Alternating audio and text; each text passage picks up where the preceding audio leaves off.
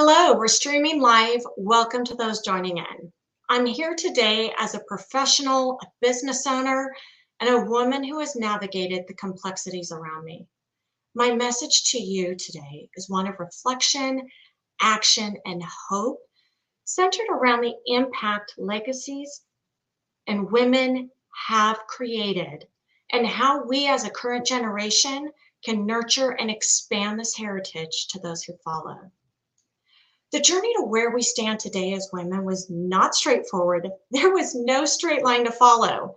It was built on relentless efforts, challenges, and victories of women who dared to redefine their roles in society and in the workplace. These women who stepped into uncharted territories faced resistance with resilience. They turned obstacles into opportunities. They have left us a legacy that demonstrates the importance of voice, vision, and leadership. In my experience with building leadership teams, I've seen the difference that diverse perspectives can make in steering companies towards success. Women's leadership, characterized by empathy, inclusivity, and collaborative strength, has proven to be invaluable. The journey towards equality and recognition continues. We are now the torchbearers. We're responsible for shaping an environment where the next generation can thrive even more. To continue this legacy, we do need to act with intention. It's about the support we extend to our peers and the environment we cultivate for those coming after us. There are so many women who have made an impact throughout history. They were intentional with what they believed in and the outcome they wanted. It got me thinking of the lessons I've taken from those who have made an impact on me and what I can pass on to my peers. So I want to share today some of the lessons that I think can have the biggest impact on each of us and for us to impact others. The first lesson that I learned early in life was from my dad. That was the power of curiosity.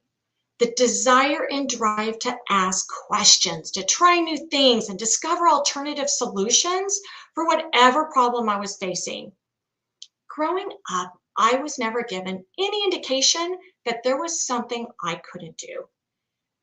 That was amazing. That gave me the freedom to explore and be curious.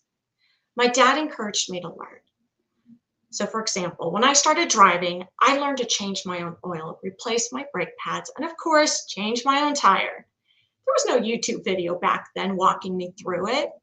My options were a 10-inch thick guide or my dad. Anyone who has had this experience knows that there is no rewind or slow the speed down when your dad is talking you through a how-to. But through it, he gave me the encouragement to try everything with the thought that having it not work the way I planned wasn't failure. It was just a new experience to add to my collection. I think about so many women in history who weren't recognized for their accomplishments. They were not awarded Nobel Prizes, though they played a role in it. Despite that, they discovered some of the most critical innovations of our time. They explored, they questioned, they tried and they failed and they tried again. They let their curiosity guide them, not the recognition. Lesson number one, let's be curious. Lesson number two, listen and leverage. As great as active listening is, where you take in the information with your ears and confirm what you heard with your mouth, we have been given one of the coolest gifts, and that is listen and leverage with our intuition. Whether you refer to it as your gut, your inner voice, or your intuition, we've got it. That voice inside of us that says, hey, how about trying it this way? Or today is the day I make a stand for what I know is the right thing to do, even when it is probably going to be the hardest thing to do. Imagine the impact that can be made when we listen to that inner voice, we leverage it, and then we use it to make our outer voice be heard. Think of how powerful that can be. It is real easy to talk ourselves out of listening, especially when we let those external voices and influences say, you can't do that. What if all the remarkable women we celebrate listened when they were told, you can't do that? My favorite experiences are those that start with my intuition making a suggestion, listening to that little inner voice, and the outside voices that say, that's crazy. When it makes sense to me and sounds crazy to others, that is my North Star to know I'm on the right track. Go for it. I remember when my now husband, he was deployed to Iraq for 13 months. Someone suggested I do this thing called a triathlon. I thought, why not? I swam in high school. I have a beach cruiser. I can ride a bike. I can definitely walk 3 miles. And something inside of me said, lean into this. Go for it. You're going to do a half Ironman. Coming from someone who has never been an athlete a day in my life, I knew I would need a coach. And after 2 coaches laughed at me saying there is no way they would be able to train me up in 6 months. Essentially, they were saying I was crazy. I didn't stop, called a 3rd coach, and Coach Dave said, well, I guess we better get started. See you tomorrow morning at 5 a.m. Listening to that voice and the support of an incredible coach and team, I became an Ironman and an ultra marathoner. When I started, I couldn't run a mile, but I was determined to listen to that inner voice.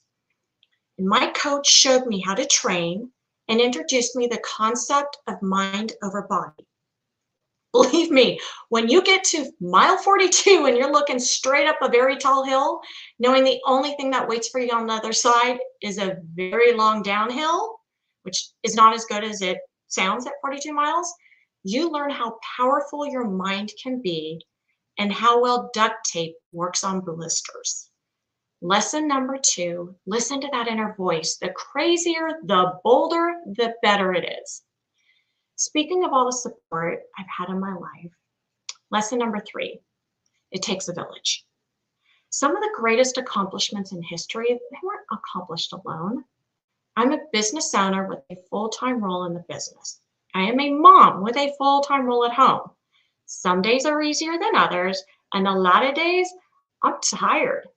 I wake up tired and I go to bed exhausted. I can't imagine doing this as an entity of one. I am lucky to have an incredible village of amazing people around me. As a female business owner, 4-time book author, and ultra athlete, I have learned the good way and the hard way to build my village in all aspects of my life and to lean on it as much as needed, especially the journey of building a business. This journey inspired me to write my latest book, Finding Leadership. It's a fictional story of a female business owner who finds her tribe. She learns from them, leans on them, and leverages their experience to find how she wants to lead and how to build leaders around her. I encourage you, lean into the challenge and lean on those around you to help you through those challenges.